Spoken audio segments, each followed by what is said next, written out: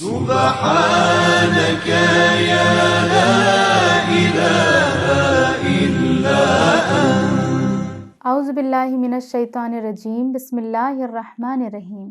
الحمد للہ رب العالمین وبہ نستعین وہو خیر الناصرین ومعین. السلام علیکم ناظرین، میں آپ کی میزبان شفا زہرا آپ کا استقبال کرتی ہوں اپنے اس پروگرام میں کہ جس کا عنوان ہے رمضان کا جائزہ.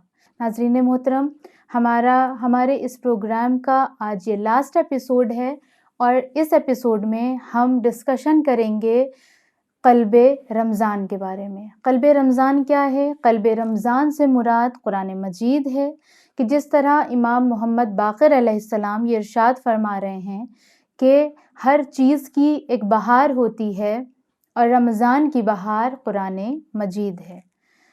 اور رمضان المبارک وہ مہینہ ہے کہ جس میں زیادہ سے زیادہ ہم قرآن مجید کی تلاوت کرتے ہیں اور ہمیں اس کا بہت زیادہ ثواب ملتا ہے.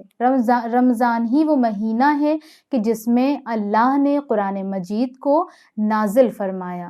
رمضان ہی وہ مہینہ ہے کہ جس میں فرشتے نازل ہوتے ہیں اور رمضان ہی وہ مہینہ ہے کہ جس میں ہماری دعائیں بھی قبول ہوتی ہیں اور جس میں ہمارے گناہ بھی معاف کیے جاتے ہیں.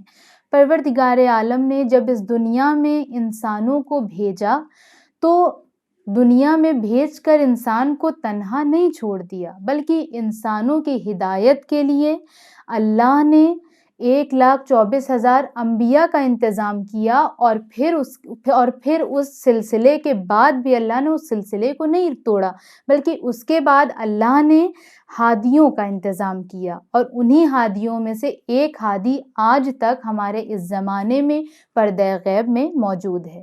اور اس کے علاوہ پروردگار عالم نے ہمارے لیے ایک ایسی کتاب کا بھی انتظام کیا کہ جس کو فرقان کہا جاتا ہے، یعنی حق اور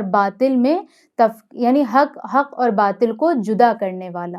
قرآن مجید علم کا ایک ایسا سمندر ہے کہ جس میں جتنا زیادہ غوطہ لگایا جائے اتنے ہی موتی ہمیں حاصل ہوں گے. قرآن اپنے آپ میں ایک زندہ معجزہ ہے. قرآن مجید کوئی معمولی کتاب نہیں ہے.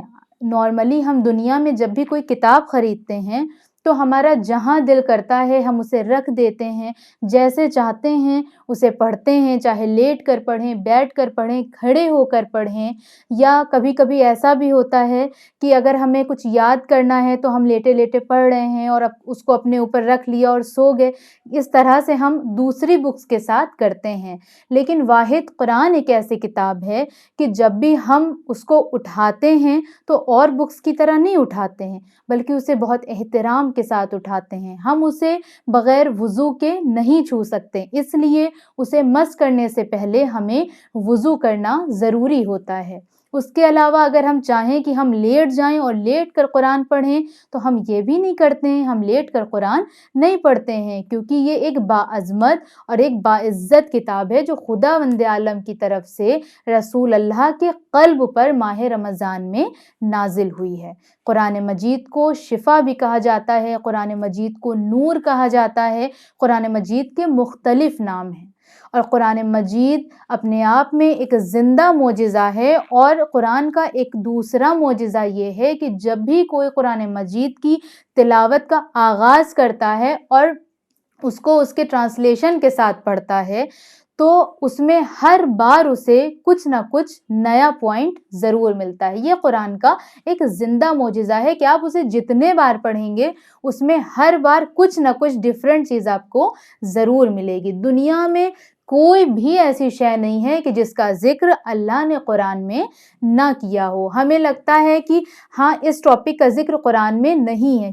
کیونکہ ہم قرآن کو صرف ظاہری اعتبار سے پڑھتے ہیں، جبکہ قرآن میں جتنی بھی آیات موجود ہیں 6,666 آیات جو موجود ہیں، اس کا اگر ہم ظاہراً مطالعہ کرتے ہیں، ظاہراً تلاوت کرتے ہیں اور ظاہراً ٹرانسلیشن کرتے ہیں تو اس کے علاوہ ظاہر سی باتیں ہمیں کوئی اور معنی سمجھ نہیں آتا ہے.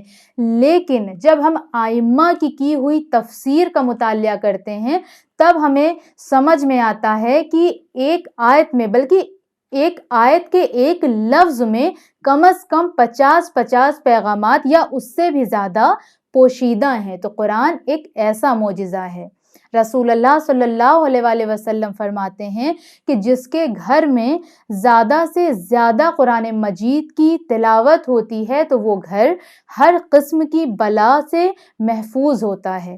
اس کے علاوہ آپ یہ ارشاد فرماتے ہیں کہ جس نے بھی اپنے سینے میں قرآن کو محفوظ کر لیا، قرآن کو قید کر لیا، روز آخرت اللہ پر یہ فرض ہے کہ وہ اس کے اوپر عذاب نازل نہ کرے۔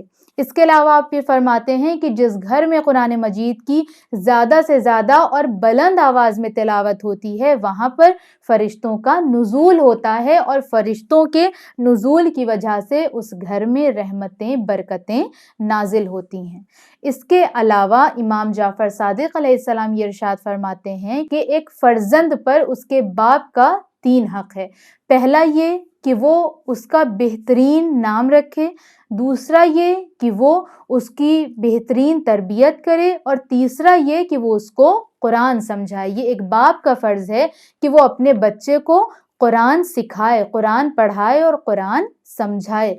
اس کے علاوہ رسول اللہ یہ فرماتے ہیں کہ جو بھی شخص قرآن سیکھتا ہے، قرآن کا علم حاصل کرتا ہے اور پھر دوسروں کو بھی اس کی تعلیم دیتا ہے تو اس کو اللہ بہت سارا اجر دیتا ہے، اور روز قیامت وہ تمام طرح کے عذاب سے محفوظ رہے گا۔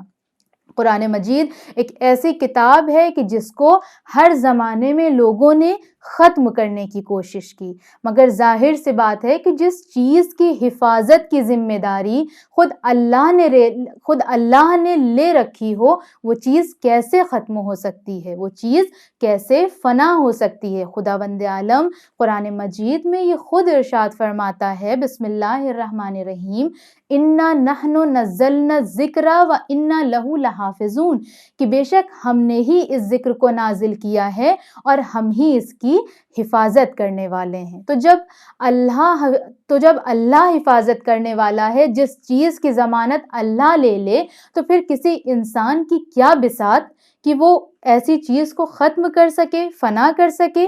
آج سے 1400 برس پہلے بھی بہت سے لوگ آئے کہ جن کا مقصد یہ تھا کہ قرآن کو وہ ختم کریں گے، مگر نتیجہ کیا ہوا؟ وہ خود ختم ہو گئے، اور قرآن مجید آج بھی موجود ہے۔ آج سے 1400 برس پہلے جب کچھ لوگوں کا یہ مقصد تھا کہ وہ قرآن کو نہیں مانتے تھے، بعض لوگ اسے جادو کہتے تھے اور بعض لوگ یہ کہتے تھے کہ یہ رسول نے خود اپنے ہاتھ سے لکھ لیا، طرح طرح کی باتیں کیا کرتے تھے۔ اس وقت قرآن مجید کی ایک آیت یعنی اللہ نے ایک پیغام وہاں پر نازل کیا۔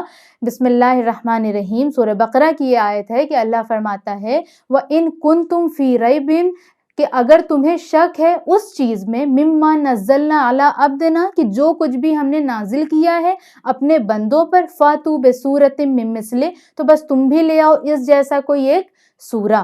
لیکن یہ قرآن کی ایک بہت بڑی تحجی ہے، یعنی ایک قرآن کا بہت بڑا چیلنج ہے کہ کوئی سورہ تو کیا ایک لفظ بھی ایسا نہیں لا سکا جو قرآن سے مشابہت رکھتا ہو۔ ظاہر سی بات ہے قرآن کی برابری نہ کوئی کر سکا ہے اور نہ کوئی کر سکے گا۔ قرآن مجید ہمارے لیے ایک ڈاکٹر کی طرح ہے کہ جب بھی ہم کسی مرض میں مبتلا ہو جائیں قرآن مجید کو کھولیں اور اس کی تلاوت کریں۔ جیسا کہ جناب فاطمۃ الزہرا سلام اللہ علیہا نے بھی فرمایا کہ مجھے تمہاری دنیا میں سے قرآن مجید کی تلاوت کرنا سب سے زیادہ پسند ہے، کہ آپ نے اپنے آخری وقت میں امام علی علیہ السلام کو یہی نصیحت کی تھی کہ یا علی میری قبر پہ آ کر سورہ یاسین پڑھیے گا۔ اور بھی دیگر سورہ کا ذکر ہوا ہے کہ جس کے لیے جناب فاطمہ نے امام علی علیہ السلام کو وصیت کی تھی۔ اس کے علاوہ ماہ رمضان میں تو قرآن مجید کی بہت زیادہ تاکید ہے، کیونکہ رمضان کی بہار قرآن مجید ہے، لیکن ہمیں اس بات کو سمجھنا ہوگا کہ قرآن مجید فقط رمضان سے مخصوص نہیں ہو گیا ہے۔ رمضان میں اس لیے اتنا زیادہ ہائیلی ریکمینڈڈ ہے کیونکہ اس میں اللہ ہر نیک عمل کا زیادہ سے زیادہ ثواب دیتا ہے۔ ضرورت اس بات کی ہے کہ جس طرح ہم رمضان میں قرآن مجید کی تلاوت کریں اسی طرح سے ہم اور دنوں میں بھی تلاوت قرآن مجید کی کریں۔ ہمیں یہ ہرگز نہیں کرنا چاہیے کہ قرآن مجید کو ہم صرف بند کر کے رکھ دیں اور ضرورت پڑنے پر ہی یا پھر رمضان آنے پر ہم اسے اٹھائیں، کیونکہ رسول اللہ فرماتے ہیں کہ روز قیامت کچھ ایسی چیزیں ہوں گی جو اللہ سے شکایت کریں گی، اور انہی چیزوں میں سے ایک چیز قرآن مجید بھی ہوگا جو اللہ سے شکایت کرے گا کہ یا اللہ ان لوگوں نے یعنی تیرے بندوں نے مجھے پس پشت ڈال دیا تھا۔ لہٰذا اس رمضان میں تلاوت کے ساتھ ساتھ اس بات کا بھی ہمیں عہد اپنے آپ سے اور خدا سے بھی کرنا ہے کہ پروردگار ہم قرآن مجید کی روز تلاوت کریں گے، چاہے ایک پیج ہی تلاوت کیوں نہ کریں۔ تو ناظرین، آج کے میں اپنے اس ایپیسوڈ کو یہیں پر ختم کرتی ہوں۔ آپ سے ملاقات ہوگی ہمارے ایک نئے پروگرام میں، اور نئے ٹاپک کو ہم ڈسکس کریں گے اپنے نئے پروگرام میں۔ تب تک بنے رہیں چینل ون کے ساتھ۔ والسلام علیکم ورحمۃ اللہ وبرکاتہ۔ سبحانك يا لا إله إلا أنت الغوث